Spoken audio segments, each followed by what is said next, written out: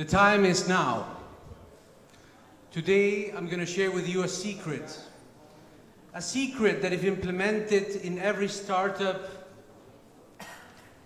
and organization in China and in the world, will change the ecosystem, the innovation ecosystem. It will disrupt the innovation ecosystem forever. I'm talking about inventors. Not as defined by classical definitions as a person who's been granted a patent. That's something else. I'm talking about a person that has been born with a talent, the talent to invent.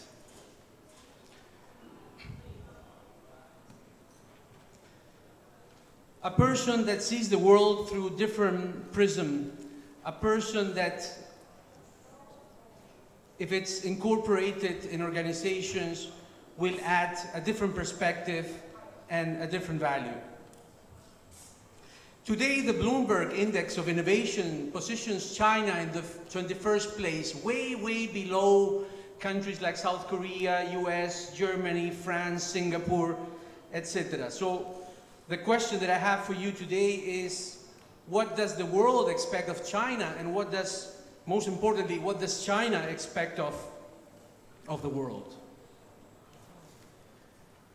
So I will start by trying to convey, trying to share with you how the mind of an inventor is wired, okay? So many times we talk about innovators, we talk about engineers, researchers, creative people, but we don't hear much about inventors. It's like, it's a very fussy word, and some people think, okay, an inventor is an engineer. So my goal is to try to differentiate or try to tell you some of the differences and how the mind of an inventor works. And compare it or contrast it with more well-known profiles like engineers, researchers. For example, an engineer is somebody that can design complex systems, somebody that can apply standards, somebody that can apply best engineering principles. A researcher, on the other side, is somebody that's very good at dissecting things, at going deep into the matter of study, into analyzing from different dimensions, and extract meaningful conclusions or meaningful insights that eventually can lead to new technologies. Many inventors in history have also been engineers, researchers, entrepreneurs, but not all of them. And it's not a must that an inventor needs to be all those things. We have some examples in history of inventors that did not have a formal education and still delivered incredible outputs. I'm talking about Edison, I'm talking about Benjamin Franklin, I'm talking about people like Isaac Singer, the sewing machine, George Eastman, Kodak, and so many more examples. So now, if I were to tell you, if I were to extract the essence of an inventor, what can I say? I would say the inventor is a person that is very good at identifying patterns and coming up with creative solutions to everyday problems. An inventor is somebody that cannot stop the images and thoughts and ideas that come to his mind, his or her mind, every day. They cannot switch it off. And the biggest challenge, not to say problem, the biggest challenge for inventors is that they have too many ideas and they cannot concentrate on one because they're afraid they're losing the rest. So I will provide some examples of my own life, just to contrast some of these things. There is a general misconception that an inventor needs to be an adult. And though many times that's true, it's not always true. I was a child inventor myself, and I came to that conclusion as an adult with the help of my wife, who is a psychologist.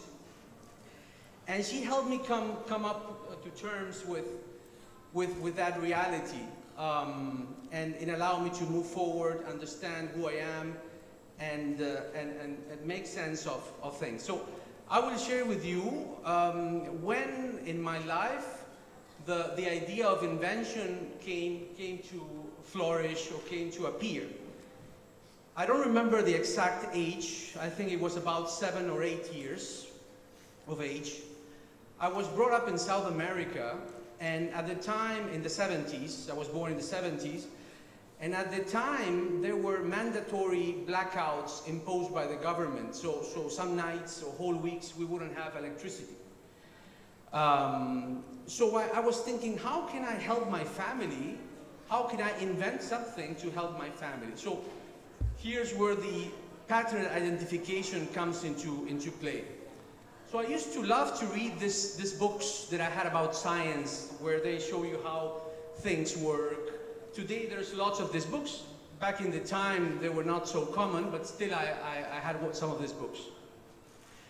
So the pictures I'm showing here is just to provide an example. They are not the pictures I used at the time, of course. So I had this book that was talking about hydroelectric power and how, you know, power from rivers could be extracted, can be converted into electricity. So I was fascinated by this idea. I also noticed that, you know, the person that brought the bread to our house, he was coming, you know, in his bicycle, and because he was delivering all day and even at night, other goods that he would deliver, he had this dynamo in the wheel that would generate electricity to power this little bulb that he had. So my mind started making the patterns. Then I noticed something very interesting. When we had blackouts, we didn't have electricity, we still had power pressure, because of course the pumps were not working, but the tanks were full, and we used to live in a high building, and the tanks were very big, so we used to have good pressure for many hours. So, you know, I said, okay, why don't we use this principle and use the pressure from the tap and make a mini system. Of course, we're not going to power the whole house. This is just to power a little bulb. Today it would be a LED or something like that, just to find your way in the house, like a wired type of torch. So my family did not understand, you know, what was going on. I mean, it's very difficult to understand if a child is playing or he's inventing. It's very difficult. Another example I will give you, we go further in time into my early 20s. Don't ask me why, but, you know, I got obsessed with pi. And I wanted to find a pattern in the decimal numbers of pi, some sort of pattern, some sort of beauty that sometimes mathematics has and that nature shows us. So, you know, at the time, what the tools that I had a 386. I don't know, many of you might remember, many of you know. So this is like one of the first compatible computers that we had. I had a basic compiler, so that's a very old language that we used to have, and I had 10,000 decimals of pi that I took from a book. So that was my database, let's say. And I used to write the small scripts, you know, and I really was getting obsessed. So I stopped eating, I stopped sleeping. My social life was a bit of a disaster. My friends could not reach me. And I really was, I mean, it was really something serious. So I decided to stop. And by the way, I mean, while I was doing all this basic research, I found some curiosities that actually were just curiosities. They didn't have any scientific value, just some curiosities. So one of the curiosities I found, I will share with you. You know, I found that if I have the 6 decimals of pi plus the next 6 plus the next 6, I got this number, okay? And then what's interesting, I saw that this part of the number was already somewhere, you know, down the line of pi, okay? And then, but the 15 here was causing some problem, right? Because, I mean, there's no real pattern. I mean, I have some numbers, and actually today you have this software that, I mean, this application that you put your birth of date and you can find it in pi. Actually, you can find anything in pi, right? Because it never ends. So what about the 15? So I was obsessed with this number, and the answer came in a dream. Actually, I woke up one morning and I said, I'm gonna try this. It must be here. The answer must be here. Okay? So that was the answer. You know, if we move 15 decimal places from where we left, you know, we reach to that number. So some people ask me, okay, but Pablo, what's the value of this? I mean, there's no value. This is just a curiosity. And I found similar to this one's other curiosities, but I stopped the research. And 10 years later, I was tidying up my room, and I found some of this work, and I said, what should I do? Should I throw it to the bin? Or what should I do? So I sent an email to these guys, these wonderful guys from Wolfram, the same guys that make Mathematica. And I told them, look, 10 years ago I found this curiosity, and I'm not sure if it has any value. I should throw it away. They said, look, Pablo, we think it's very interesting. Let us publish it as part of Mathematica Online and also on the encyclopedia, the printed encyclopedia, because we will put it as a curiosity. And really, I was humbled by this, you know, and I found other similar things, but you know, I maybe one day when I retire or something, I'll continue. But it really got on me.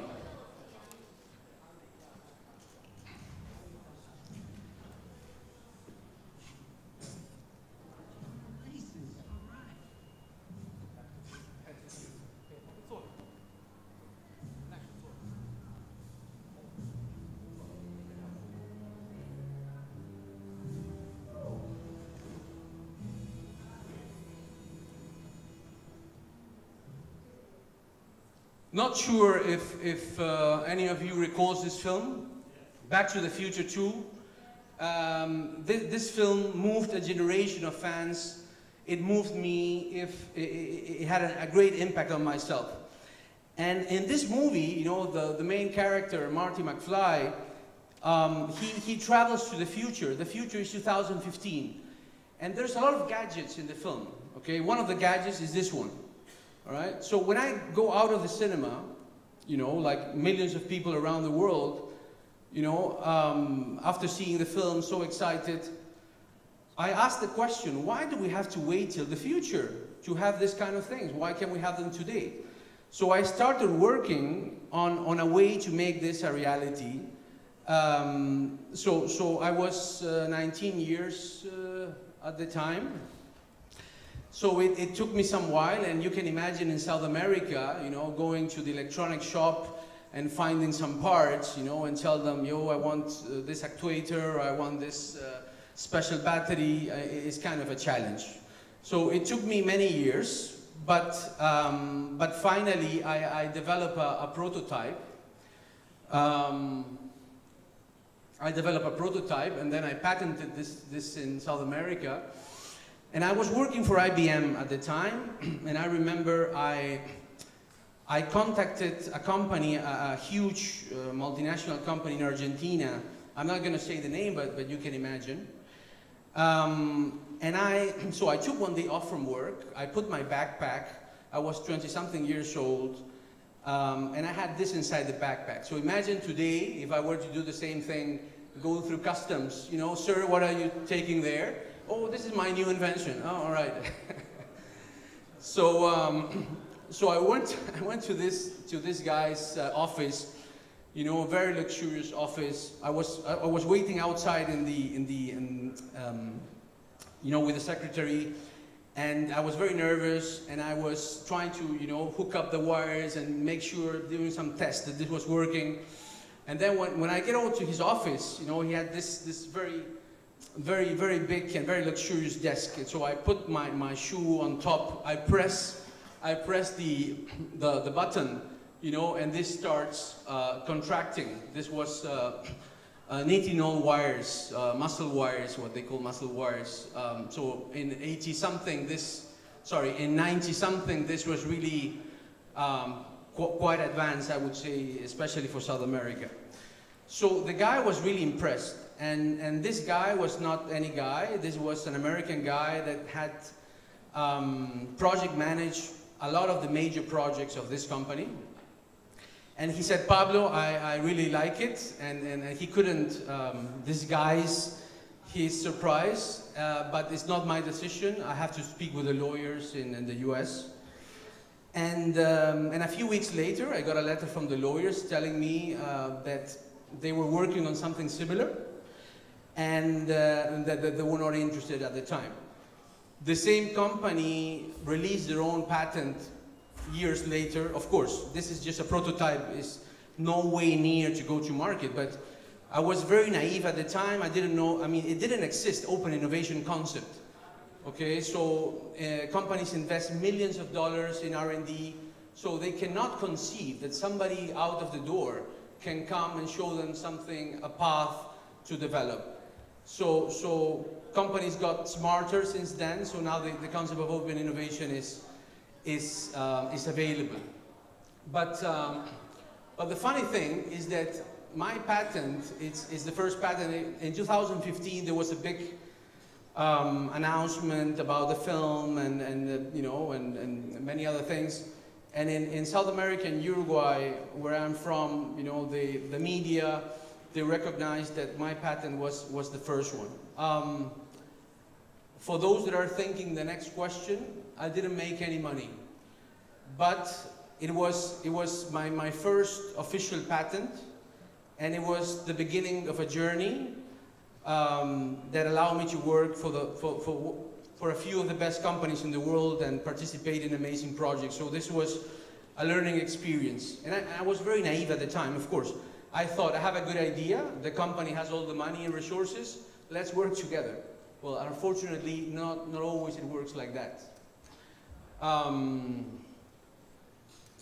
So now what I would like to do is recommend or provide from my humble position 3 things that I think will help you know, China and other countries, but especially China, to, you know, exploit or further develop all this inventor revolution.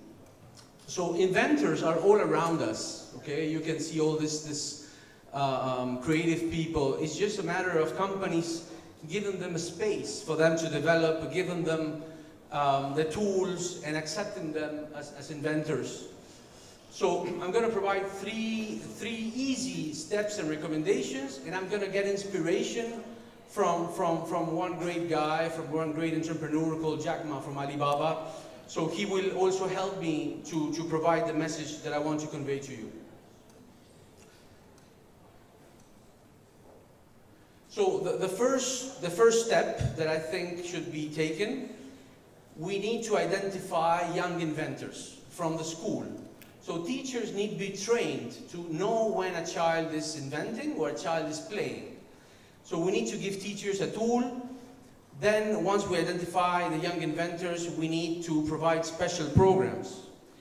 Also something very important. We don't have to give them only technology, no. We have to expose them to other human experiences, music, art, helping others. This enriches the person, enriches the inventing experience, if you would. So it's not only about technology, no. The person needs to holistically grow at this age. Also something very important that some of the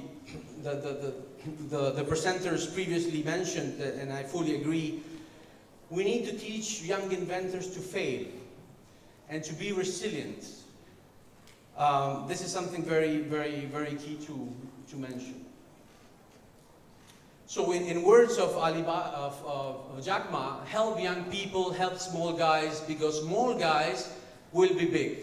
Young people will have the seeds you bury in their minds, and when they grow up, they will change the world. So this is exactly the message that I wanted to convey, and nobody better than him to support that.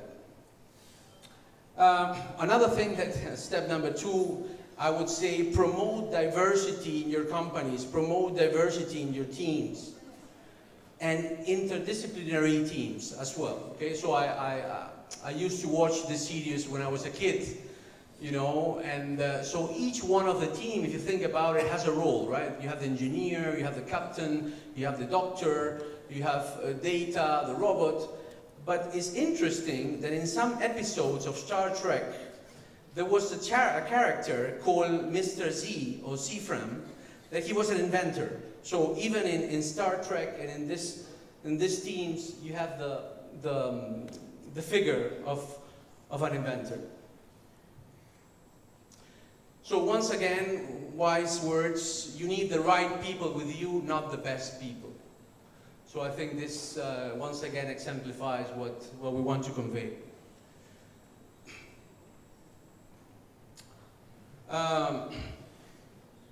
The third step that I would say, next time you want to disrupt, next time you want a game changer in your team, hire an inventor.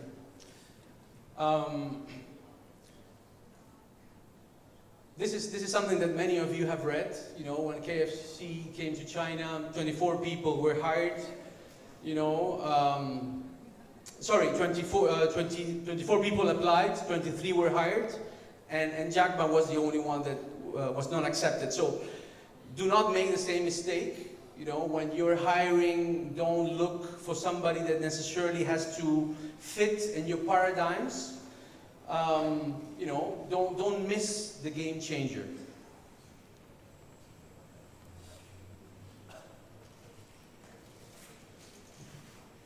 So inspired by the ancient inventor's legacy, I would like to propose a paradigm change. So today, 14th October 2016, Tian'an Cyber Park, Shenzhen, I would like to leave with a challenge for all of you. And the challenge is recognize and embrace the profession of inventors in your organizations and your startups. And this will, in the future, create a unique space for the role of inventors that will undoubtedly be part of the future professions. Thank you very much.